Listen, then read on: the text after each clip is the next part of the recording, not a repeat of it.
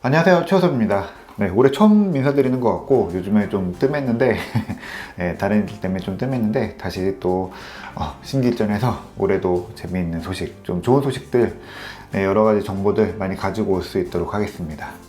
네, 오늘은 좀 개인정보, 프라이버시 이런 거에 대해서 좀 이야기해 보려고 해요. 좀 재미없는 주제 같기도 한데 사실 우리한테 굉장히 예민하기도 하고 항상 사고가 터지면은 늘 마음 불안하게 하는 것들이 이 개인정보, 프라이버시 이런 것들이죠. 마침 또 1월 28일, 매년 1월 28일은 정보보호의 날입니다.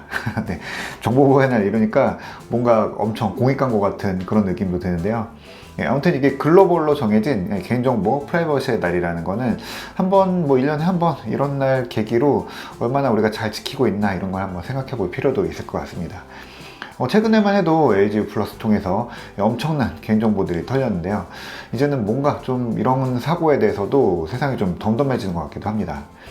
그래서 어떻게 보면은 이런 거에 대한 무뎌짐이 기업들한테 개인정보 관리를 조금 더 소홀하게 하고 책임없이 정보를 다루게 하는 어떤 바탕이 되는 게 아닌가 하는 생각도 듭니다.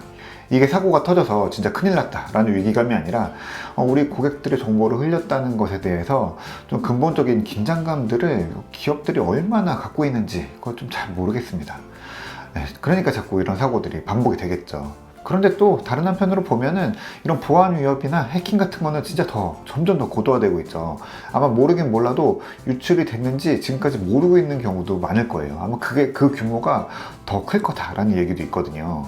근데 이런 일들이 자꾸 반복해서 일어나는 거는 결국에는 기업들이 책임지지도 못할 개인정보를 너무 많이 수집하고 있다는 거죠. 그러니까 어디를 딱 털면 원하는 정보들을 엄청나게 많이 가져갈 수 있는 거죠. 그래서 이렇게 개인정보를 쓸데없이 너무 많이 수집하는 것보다는 되도록이면은 최소화해서 적은 개인정보를 관리하는 게 더 관리 효과도 좋고 더 안전하게 지킬 수도 있겠다라는 생각이 들기도 합니다. 요즘에는 메타를 비롯해서 여러 이제 온라인 광고를 서비스하고 그런 비즈니스를 하고 있는 이 플랫폼들이 좀 불만을 표하고 있긴 하지만 요즘에 애플과 구글이 이 개인정보, 프라이버시를 다루는 방법은 이 소비자, 이용자 입장에서는 굉장히 공감할 만한 부분들이 있습니다. 앱이 개인정보를 요구하는 걸 최소화하고 이거를 이용자들이 무턱대고 동의를 막 누르기보다는 필요에 따라서 이게 뭐고 내가 선택할 수 있는 여러 가지 정보를 준 다음에 직접 이거를 공개를 할지 개인정보 제공할지 이런 거를 선택할 수 있도록 하겠다는 거죠. 그러니까 요즘에 앱을 새로 깔면 이 카메라 할 거냐, 이 앱이 마이크를 접근할 수 있도록 권한을 줄 거냐, 뭐 연락처를 읽을 수 있게 할 거냐 이런 거 묻잖아요.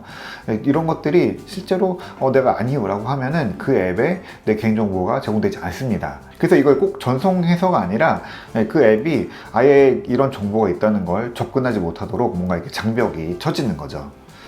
근데 물론 이게 대부분의 앱들은 안전합니다. 그걸 다 앱스토어에서 또 플레이스토어에서 굉장히 엄격하게 심사를 하고 있고요. 그걸 통과한 앱들만 공개되기 때문에 원하지 않는 정보들이 뭐 연락처라든지 뭐 내 개인정보 이런 것들이 쓸데없이 흘러나가서 수집되고 저장되고 이런 거는 그렇게 많지는 않아요. 아무래도 그러다 보니까 어떤 권한을 달라고 하면 그냥 우리가 사실은 순순히 주죠. 실제로도 이건 뭐 그렇게 염려하지 않아도 되는 경우들이 많은 건 사실입니다.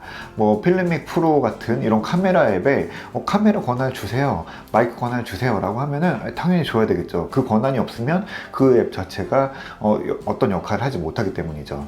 그런데 뭐 소셜미디어 앱이 메신저가 항상 24시간 이 위치 권한을 가질 필요는 없죠. 요즘 스마트폰들은 아이폰이고 안드로이드 폰이고 실제로 지금 카메라를, 마이크를 쓰고 있는지를 그대로 실시간으로 보여주는 기능들이 있기도 하고요. 또 여러 가지 정보들이 지금 어떻게 활용되고 있다라는 것들을 쉽게 모니터링 할 수가 있습니다. 그리고 또 한동안 안 쓰는 앱들은 이 권한을 다시 빼앗는 경우들도 많이 있고요. 이렇게 플랫폼에서 개인정보를 좀 타이트하게 관리하다 보니까 이용자들이 앱을 어떻게 쓰는지 알고 싶은 앱 개발사나 뭐 관심사를 추적해서 타겟 광고를 보여주는 이런 온라인 광고 회사들이나 점점 비즈니스하기 어려워지는 것은 사실인 것 같아요.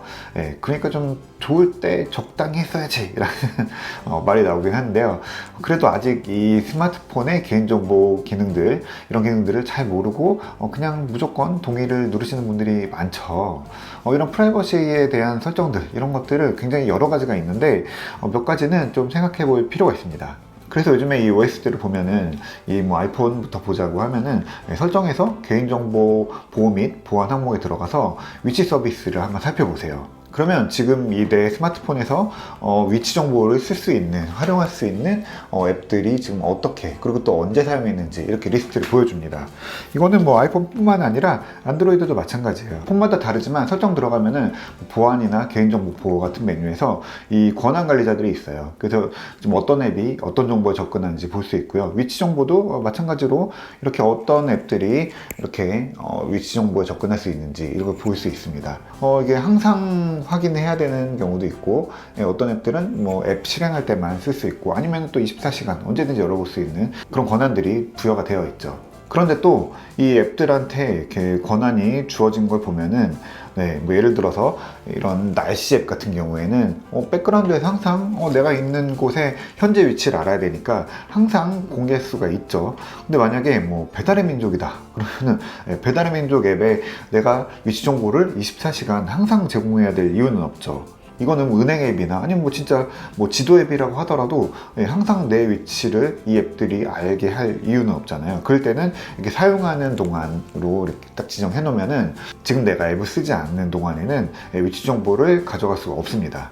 그리고 요즘에 아이폰을 보면은 항상 위치 정보를 접근할 수 있는 앱에 대해서는 한 번씩 물어봅니다. 이거 지금 이 앱이 최근에 며칠 동안, 몇 시간 동안 몇 번을 위치 정보 접근했는데 괜찮니? 라고 다시 한번 물어봅니다. 그래서 앱을 쓸 때만 허용할래? 이렇게 바꿀 수 있는 선택지를 주기도 해요. 예를 들어서 아까 말씀드렸던 날씨 앱, 이거는 애플이 만든 앱이잖아요. 그런데도 저한테 물어봅니다. 그리고 항상 이 날씨 앱이 내 위치를 보고 있다는 게 불편하면 끄면 됩니다.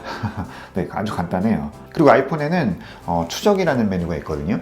이거는 앱 이용에 대한 정보들, 그리고 또 스마트폰에 깔린 다른 앱들의 정보를 읽고 앱을 어떻게 쓰는지 이거를 특정 앱들이 볼 수 있는 권한을 주냐 뭐 이런 거에 대한 건데, 이게 보통 기기 식별이 어려진 상황에서는 지문처럼 쓰이기도 합니다. 그래서 어떤 앱들이 깔려 있고 어떤 앱들 주로 쓰는 이 스마트폰이라고 하면은 이게 누구다라고 이렇게 지정을 해 놓는 거죠. 그래서 그 사람이 어떤 관심사를 가지고 있는지 이런 것들을 또 지속적으로 추적을 해서 광고를 제공하기도 하고, 또 사람들이 앱을 몇 시간 동안 쓰고 있고 뭐 열어서 얼마나 오랫동안 자주 쓰는지 이런 것들, 여러 리서치 같은 걸로 항상 재밌게 보는 소식이잖아요. 그런 것들이 누가 제공하냐면 이런 앱들에서 이런 데이터들을 수집을 해서 리포트로 만들어내기도 합니다. 그러니까 우리한테 뭐 도움이 되는 부분도 있지만 또 누군가에게는 굉장히 좀 불안하고 찝찝할 수도 있거든요. 사실 이 부분들은 익명성이 보장되기도 하고요.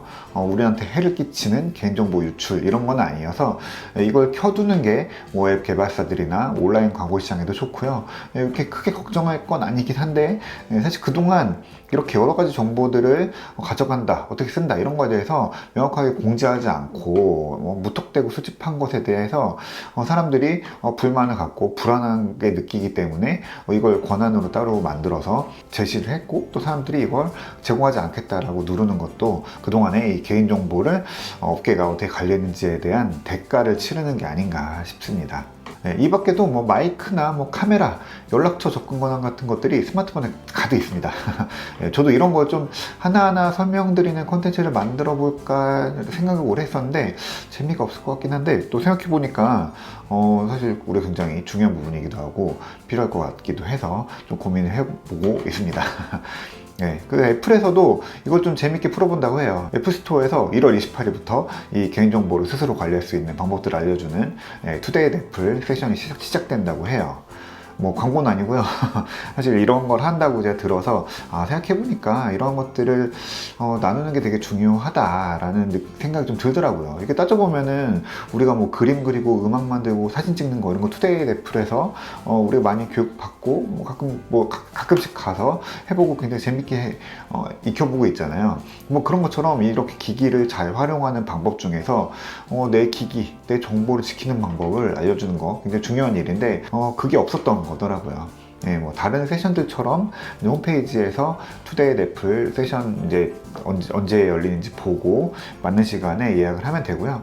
저도 이거는 한번 따로 챙겨서 들어보려고 합니다. 구글도 좀 이런 교육 같은 것들 만들어주면 좋을 것 같은데 뭐 지금 사실 디바이스가 없기도 하고 여러 가지 뭐 상황이 어려울 것 같긴 해요. 그래서 안드로이드에 대해서도 제가 한번 콘텐츠를 만들어 보면 어떨까 생각이 드는데 여러분도 어떻게 생각하시는지 한번 얘기해 주시면 좋을 것 같네요. 네, 아이폰 쓰시는 분들은 앱스토어 세션 한번 들어보시면 좋을 것 같고요. 저도 올해는 이렇게 뭐 소식들, 정보들 전하는 것 외에 이런 식으로 좀 기기를 잘 활용할 수 있는 방법들에 대해서도 좀 구체적으로 이렇게 써보세요 라는 팁들, 제가 어떻게 쓰고 있는지 그런 것들도 좀 다뤄봐야 될 것 같습니다. 네, 그래서 오늘은 개인정보에 대해서 짧게 얘기를 해봤고요. 다른 이야기들로 또 다시 돌아오겠습니다. 오늘 얘기는 여기까지 할게요.